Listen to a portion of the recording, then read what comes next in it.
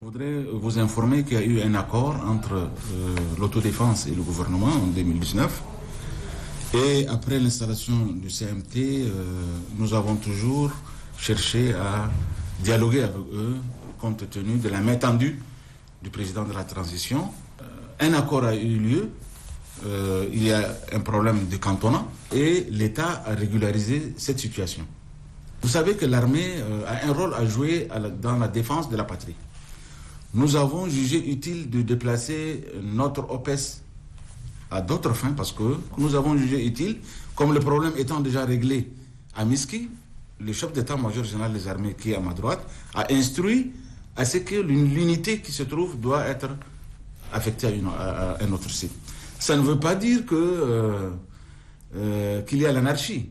Maintenant, c'est le rôle de la sécurité intérieure qui doit s'installer pour instaurer l'autorité de l'État, à savoir la gendarmerie, la police, la GNT, l'autorité administrative doivent être présentes à Miski pour que le travail s'exerce dans de bonnes conditions et notre population soit aussi rassurée de l'autorité de l'État. Ce que les gens sont en train de raconter dans les réseaux sociaux pour l'instant, c'est une diffamation. S'il y a des brebis galeuses qui cherchent à nuire cette paix retrouvée et le dialogue inclusif qui nous recommande d'engager un dialogue avec tous ceux qui veulent la paix, je pense qu'il n'y a pas de la place pour ceux qui ne veulent pas la paix dans ce pays-là. Nous avons, après l'installation du CMT, fait un contrôle biométrique où on a décelé 12 000 personnes fictives.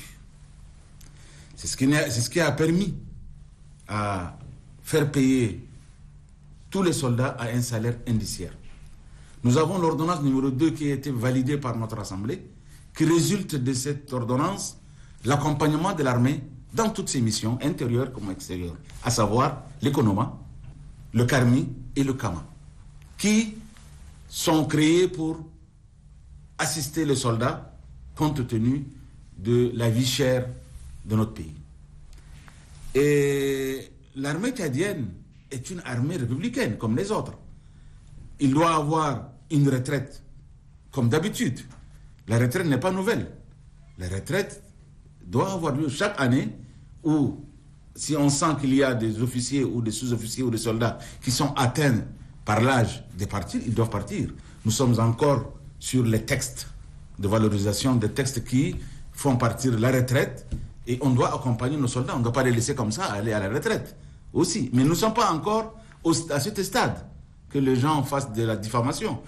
Et nous assumons ce que nous faisons. Je pense que cette paix qui existe dans ce pays-là, c'est grâce à ces soldats-là.